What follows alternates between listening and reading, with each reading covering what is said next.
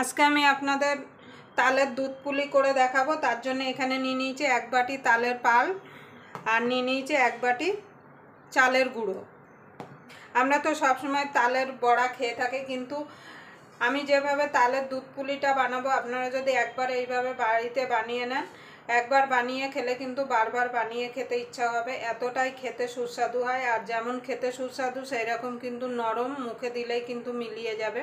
আমি কিভাবে তালের দুধ পুলিটা বানাই তার জন্য আপনারা পুরো ভিডিওটা দেখবেন, আশা করি আপনাদের ভালো লাগবে। যদি তালের দুধ পুলির রেসিপি আপনাদের ভালো লেগে থাকে তাহলে অবশ্যই একটা লাইক করে দেবেন, আর আমার চ্যানেলে নতুন বন্ধু হয়ে থাকলে অবশ্যই চ্যানেলটা সাবস্ক্রাইবার করে আমার পাশেই থাকবেন, আর পাশের বেল আইকনটা অবশ্যই বাজিয়ে দেবেন আমি যখন কোনো নিত্য নতুন রেসিপি আপলোড করব সবার আগে পাওয়ার জন্য। এখানে আমি প্রথমে একটা কড়াই নিয়ে নিয়েছি। এবার কড়াইয়ের মধ্যে দিয়ে দেবো সামান্য একটুখানি জল। এবার ঢেলে দেবো তালের কাতটা।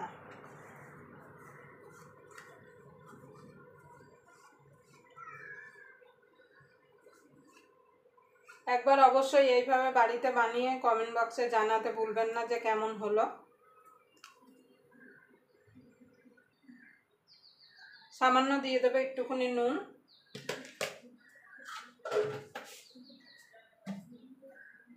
এবার আমি গ্যাসটাকে ধরিয়ে দেবো। এবার এটাকে ভালো করে মিশিয়ে নেব। মিশিয়ে মিনিট খানেক একটুখানি জাল দিয়ে নেব তালের কাতটা। আমি যেভাবে করছি আপনারা এইভাবে একবার বাড়িতে বানাবেন। এইভাবে নেড়ে চেড়ে মিনিট খানিক জাল দিয়ে নেব।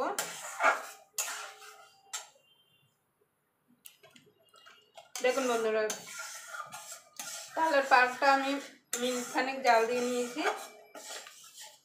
এবার গ্যাসটা একদম লোতে করে দেবো, দিয়ে অল্প অল্প চালের গুঁড়ো দিতে থাকবো আর মেশাতে থাকবো। একসঙ্গে দিয়ে দেবেন না, তাহলে কিন্তু দলা পেকে যাবে। এইভাবে অল্প করে দেবেন আর মেশাতে থাকবেন।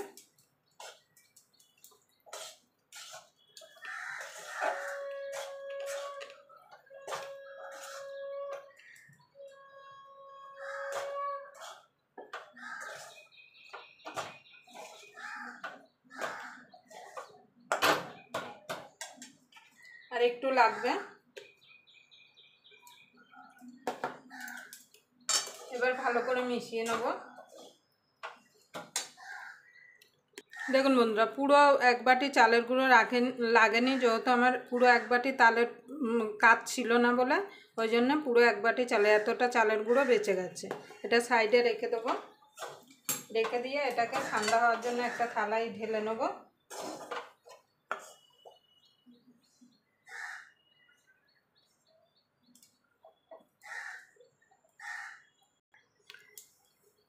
দেখুন বন্ধুরা, এইটা ঠান্ডা হয়ে গেছে। এবার মেখে নেবো আমি এটাকে। দেখুন বন্ধুরা, ভালো করে এবার মেখে নেব। একটু গরম থাকতে থাকতে কিন্তু এটা মেখে নিতে হবে, ঠান্ডা হয়ে গেলে কিন্তু মাখা যাবে না। দেখুন আমি মেখে নিয়েছি। এবার একটা ভেজা সুতির ন্যাকড়া নেব, ভালো করে চিপড়ে নিতে হবে, জল থাকলে কিন্তু হবে না। এবার এটা দিয়ে এটাকে ঢাকা দিয়ে রেখে দেবো। এবার আমি যে দুধ পুলিটা বানাবো সেই পুলিটা দেওয়ার জন্য আমি ভেতরের পুরটা বানিয়ে নেব। দেখুন বন্ধুরা, এখানে আমি পনির নিয়ে নিয়েছি। আমার ঘরে নারকেল ছিল না, খানিকটা পনির ছিল, সেই পনিরটা আমি নিয়ে নিয়েছি। এবার এর মধ্যে দিয়ে দেবো চিনি। আপনাদের যদি নারকেল থাকা আছে তাহলে আপনারা নারকেল দিয়ে দিতে পারেন। খানিকটা চিনি দিয়ে দেবো। মিষ্টিটা আপনাদের স্বাদ মতো দেবেন। এবার ভালো করে হাত দিয়ে মেখে নেব।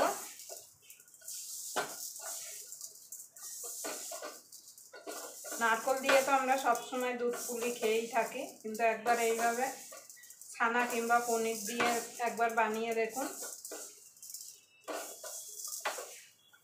দেখুন ভালো করে মেখে নিয়েছি। এবার এটাকে আমি মিনিট 5 ধরে জাল দিয়ে নেব।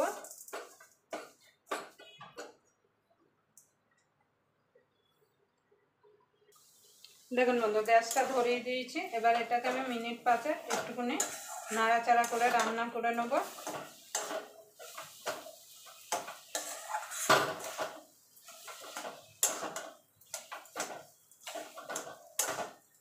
এবার চিনিটা গলে বেশ সুন্দর নরম হয়ে যাবে। আপনারা নারকেলের পুরো দিতে পারেন কিংবা ক্ষীরের পুরো কিন্তু দিতে পারেন। আমার কাছে নারকেল ক্ষীর কিছুই নেই, পনিরটা ছিল, তো পনিরটা দিয়েই আমি বানাচ্ছি।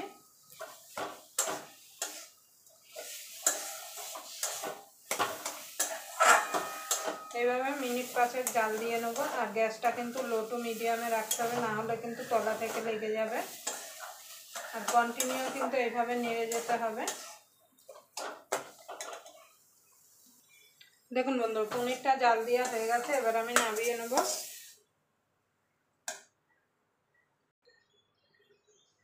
দেখুন বন্ধুরা, এবার আমি পুলিগুলো বানিয়ে নেব।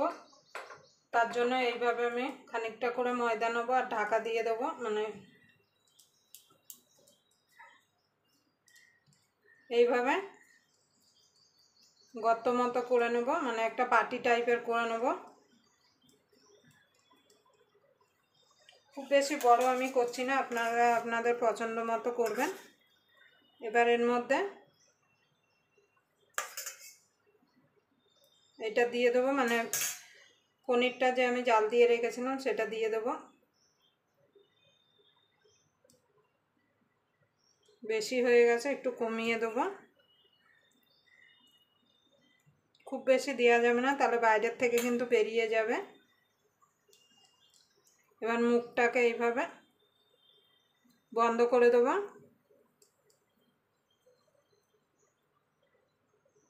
আমি আমার মতো ডিজাইন দিচ্ছি, আপনারা আপনাদের মতো ডিজাইন করে নেবেন। এইভাবে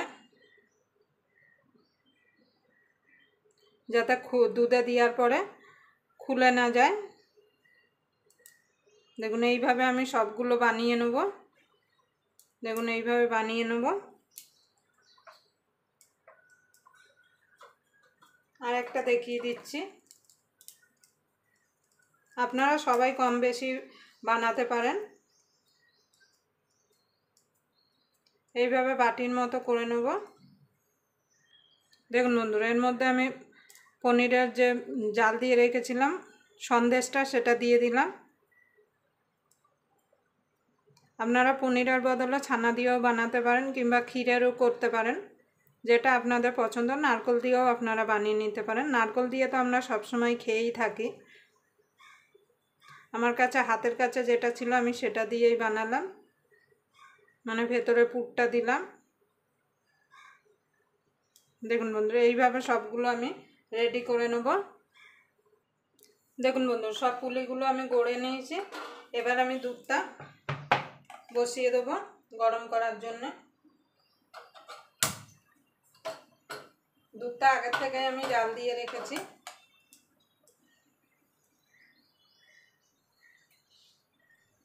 এবার দুধটা ফোটা পর্যন্ত অপেক্ষা করব। দেখুন বন্ধুরা, দুধটা ফুটে গেছে, এবার সব পুলিগুলো দিয়ে দেবো।